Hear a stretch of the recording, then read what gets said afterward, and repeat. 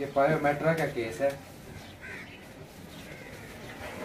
कि हाथ आप हाथ से चेक करो ज़रा, आप हाथ से ऐसे लगे जैसे प्रेगनेंसी हो, लेकिन ये काफ़ी हार्ड है और इसमें उस तरह की जो है ना प्रेगनेंसी वाली जो टोन होती है वो नहीं है, और इसमें आपको प्लेसेंटोम भी फील नहीं होंगे और ना ही बच्चा फील होगा। और हाथ से फील हो रहा है वो आपको ऐसे लग रहा है 2 मंथ्स के बाद प्रेगनेंसी है। अस्सलाम वालेकुम व्यूअर्स, कैसे हैं आप सब लोग? उम्मीद करता हूँ कि आप सब ठीक ठाक होंगे। मैंने पिछले दिनों एक फार्म विज़िट किया तो वहाँ पर एक इंटरेस्टिंग केस जो है वो मुझे मिला देखने को, तो मैंने सोचा कि आपके साथ ज़रूर शेयर करना चाहिए। और मैं उसकी केस की जो है वो वीडियो जो है अल्ट्रासोनोग्राफिक वीडियो के उसमें क्या मैंने देखा था वो भी इसके साथ मैं वीडियो के साथ अटैच कर दूँगा। तो हुआ ये कि फार्मर का कहना था कि एनिमल जो है इसको बच्चा दिए हुए तकरीबन कोई 7-8 माह हो गए हैं और एनिमल हीट में नहीं आ रहा और थोड़ी थोड़ी कभी कभार पास पीछे से फेंकता रहता है। और जब और डॉक्टर उसको चेक करवाया तो वो कहते हैं जी एनिमल प्रेग्नेंट है। तो ये उसका इशू था कि अब उसे कंफर्म नहीं हो रहा था कि क्या ये प्रेग्नेंट है या नहीं है, और अगर प्रेग्नेंट है तो ये पस क्यों फेंक रहा है, क्योंकि प्रेग्नेंट जानवर को पस नहीं फेंकनी चाहिए।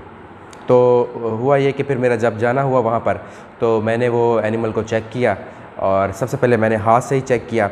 जब हाथ से चेक किया तो उसमें मुझे फ्लूइड फील हुआ जैसे कि प्रेगनेंसी में होता है, ऑलमोस्ट 3 मंथ की प्रेगनेंसी जितना फ्लूइड फील हुआ मुझे। लेकिन हाथ लगाने पे भी मुझे यूट्रस जो है, जो बच्चेदानी है, वो सख्त महसूस हुई, उतनी नरम महसूस नहीं हुई जितनी प्रेगनेंसी के अंदर होती है। तो मुझे वहाँ से शक पड़ गया था कि ये जो एनिमल है इसका कोई और इशू हो सकता है। फिर मैंने उसका एक स्लिप मेम्ब्रेन टेस्ट होता है बच्चेदानी को चेक करने के लिए, प्रेगनेंसी के लिए, कि आप बच्चेदानी की जो मेम्ब्रेन है उसे पकड़ के यूँ खींचते हैं तो आपकी उंगलियों में आती नहीं है, स्लिप होकर नीचे निकल जाती है। तो वो जब मैंने उसका टेस्ट किया तो वो स्लिप नहीं हुई, तो इससे मुझे पता चला कि इसके अंदर वो स्लिप मेम्ब्रेन टेस्ट जो कि ज़्यादा जेर की वजह से होता है तो वो नहीं है, प्लेसेंटा की वजह से। तो उससे मुझे और इसका शक पड़ा कि ये प्रेगनेंसी नहीं है, कुछ और हो सकता है। तो फिर जो मैंने टेंटेटिव जो डायग्नोसिस की अपनी, जो एग्जैक्ट डायग्नोसिस, वो मैंने अल्ट्रासोनोग्राफी के थ्रू की।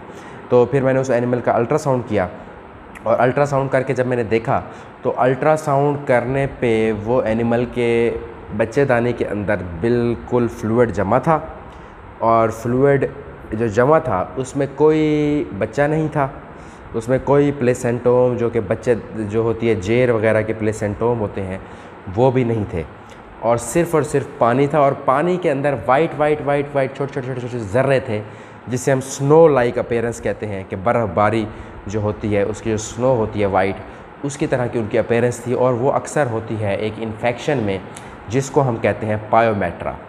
तो पायोमेट्रा एक ऐसा इन्फेक्शन है जिसमें बच्चेदानी का मुंह क्लोज़ हो जाता है। 100% तो नहीं कि थोड़ा म्यूकस तो उसमें से निकलता रहता है जो पस सी है, लेकिन इतनी ज़्यादा नहीं। मुंह क्लोज़ रहता है, एनिमल हीट में नहीं आता, पस अंदर इकट्ठा हो जाती है। हाथ से चेक करने पे एनिमल प्रेग्नेंट लगता है, लेकिन जब आप अल्ट्रासाउंड से डायग्नोसिस करते हैं तो एनिमल जो है वो खाली निकलता है और उसमें पस आपको नज़र आती है। तो ऐसे एनिमल के अंदर क्या होता है जी, पायोमेट्रा होता है। तो जब भी कोई प्रेगनेंसी डायग्नोसिस करने जाएं, वैसे मैं कोशिश करूंगा कि मैं एक अलहदा सेशन बनाऊं प्रेगनेंसी डायग्नोसिस के ऊपर, 2-3 वीडियोस बनाऊं जिसमें हाथ से किस तरह से प्रेगनेंसी चेक करते हैं, अल्ट्रासाउंड से किस तरह से प्रेगनेंसी चेक करते हैं, वो मैं सारी आपको जो है वो बताऊँ। खैर, वो जब मैंने उसको देखा कि वो पायोमेट्रा का केस है, तो इस किस्से के केस के ऊपर मैंने पहले एक वीडियो बनाई हुई है कि इसका ट्रीटमेंट कैसे करते हैं, उसको भी आप देख सकते हैं। वैसे इसके ट्रीटमेंट के लिए मैंने क्या करवाया कि मैंने उस एनिमल को डेल्माजीन लगवाया डबल डोज़ में। अगर एनिमल के नीचे ज़्यादा दूध नहीं है तो डेक्सा भी साथ लगवाएंगे, तो ओपनिंग में काफ़ी हेल्प करेगा, सर्विक्स की ओपनिंग में। तो जब वो लगवाया तो सर्विक्स ओपन हुई, जो पस है वो बाहर निकली। फिर साथ में मैंने इंट्रायूट्राइन करवाया, फेट्रोक्सिमिन का फोम, और साथ इंट्रामस्कुलर एंटीबायोटिक ऑक्सीटेट्रासाइक्लिन 5 दफ़ा, एक दिन छोड़ के एक दिन, LA जो है लॉन्ग एक्टिंग, वो लगवाई। साथ कीटोजेक्ट लगवाया, ये लॉक्सिन वगैरह, मेलॉक्सिकैम, ये 3 दिन लगवाया मैंने। और हफ्ते 10 दिन के अंदर जो है वो एनिमल जो है वो क्लियर हो गया, और हमने उस एनिमल को दोबारा इंसेमिनेशन की हुई है। तो देखते हैं कि वो प्रेग्नेंट होता है कि नहीं। तो ये केस था जी पायोमेट्रा का, जो कि आपको शक में डाल सकता है कि एनिमल प्रेग्नेंट है या नहीं। तो इसको आप इस तरीके से, अगर तो आप हाथ से चेक करने जा रहे हैं तो आपने देखना ये है कि जो यूट्राइन हॉर्न है, बच्चेदानी है, उसकी कंसिस्टेंसी कैसी है। प्रेगनेंसी की थोड़ी नरम कंसिस्टेंसी होती है, इसका हॉर्न बहुत हार्ड हो जाता है। दूसरी चीज़ ये कि स्लिप मेम्ब्रेन टेस्ट के वो खींचेंगे तो वो स्लिप हो जाएगा प्रेगनेंसी वाली मेम्ब्रेन, जबकि ये वाली स्लिप नहीं होगी। और तीसरी चीज़ ये कि प्लेसेंटोम आपको फील होने चाहिए, जो जेर के छोटे छोटे गोल प्लेसेंटोम होते हैं वो आपको महसूस होने चाहिए प्रेगनेंसी में, इसमें आपको महसूस नहीं होंगे। और चौथी चीज़ ये कि बच्चा आपको महसूस होना चाहिए, वो इसमें नहीं होगा। तो इन 4 चीज़ों से आप जो है अपने हाथ से डायग्नोज़ कर सकते हैं। और अगर अल्ट्रासाउंड से करना चाहते तो उसकी मैं वीडियो डाल रहा हूँ, तो उस वीडियो को आप देख लेंगे तो आपको पता चल जाएगा कि किस तरह की अपीयरेंस दिखाई देती है पायोमेट्रा के केस में। तो उम्मीद करता हूँ जी आज की वीडियो आपके लिए इन्फॉर्मेटिव साबित होगी। इस तरह की वीडियो के साथ दोबारा फिर हाजिर होऊंगा। तब तक अपना ख्याल रखें, दुआओं में याद रखें। अल्लाह हाफ़िज़।